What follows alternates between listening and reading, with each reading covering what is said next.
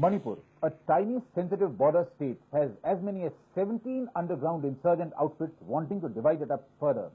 In the hills, the tribal Naga and Kuki militants are waging a relentless battle. In the valley, insurgents want a liberated Manipur. The heavy human toll of these clashes, plus the valley's communal riots in May, prompted the Congress-led government to call in the army.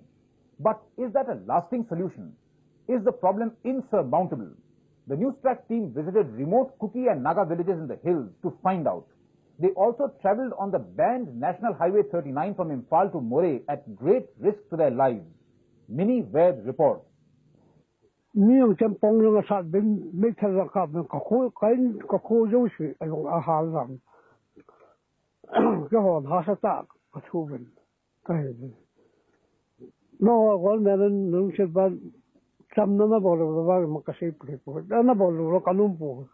Victims of insurgency everywhere speak the same language of pain and suffering. This man's lament could easily be echoed in today's Kashmir or yesterday's Punjab. Behind these images of beauty lie the all too familiar images of sorrow. Naga militants set ablaze 22 houses in this Kuki village, Sitta, despite an army post barely 15 minutes away. Today the villagers believe in arming themselves. Manipur's real tragedy is not the fact that it has a history of 40 years of insurgency. It is that no one, not the government, centre, press or public, pays any attention to it. Manipur's 5 hill districts have, in the last 6 months, seen the most violent phase of the KUKI-NAGA feud. What is it all about? The Nagas, represented by the National Socialist Council of Nagaland, want a separate southern Nagaland of their own, which includes substantial areas of Manipur. We are never Indian, and we will never be Indians, and we have our own right. We have our own right to determine our future. On the other side, the Kukis, a migratory tribe originally from Burma, have been spurred by their own newly created Kuki militant organizations to throw up a demand for a separate Kuki land. Mention Kuki land to a proud Naga and watch the sparks fly. Kala atum hiya nagawi ngalay hili ralaga nagawi ngalay li itum ngayin kui sage pam sage da acha awo yi thodai na tax milaga pamra ka ai ne chui wang ai na Kuki na itum homeland Manipur hili homeland tanra kachi hiya atum wi right malay lak mane kala nagawi ngalay hi tot ak hina dang da mami mara kachi hi itumwi nagawi paisin. For decades, Kukis paid taxes, land tax and a Nagaland tax to the NSCN. But after the NSCN split in 1988, new Kuki militant outfits were born and the rules were changed. Kukis now refuse to pay taxes. Today, this is the main bone of contention. Government in Athalala underground Naga Hokama tax pay the Kapiru to below government Kamajenga in Naga Hopipu. This impasse has led to a vicious chain of attack, reprisals, killing, razing of homes and hounding each other out. More than 150 lives have been lost in the last 6 months. Is there any solution in sight? There has to be a political solution, and it is the government who has to bring that to the table. Both sides, inflexible in their positions, place the onus of a solution onto the Manipur government, which is clearly in a no-win, or rather can't do anything to win situation. It can't have separate homelands and it can't curb insurgency. I have to admit our deficiency. But deficiency is also partly because we are not determined. We are not political motivation, political determination. But because, the police which is to deal with it is so badly armed and they are so immobile.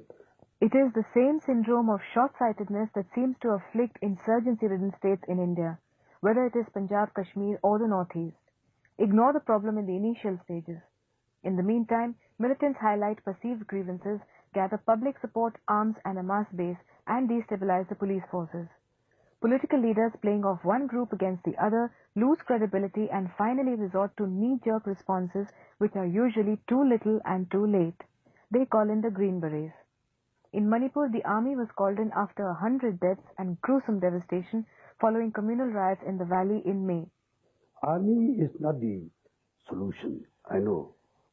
But the situation as it is, we have to resort to it. We have to depend on them. center should open up a dialogue with these people, with these insurgents, and try to find a political solution. As in Kashmir and earlier in Punjab, the people's alienation from the national mainstream is very real in Manipur. When the state fails to administer, obviously the insurgents fill the vacuum. In the hills, the Kuki and Naga militants have taken up battle positions. This crucial highway linking Imphal to the border town of Moreh has been completely taken over and all traffic banned by the NSCN.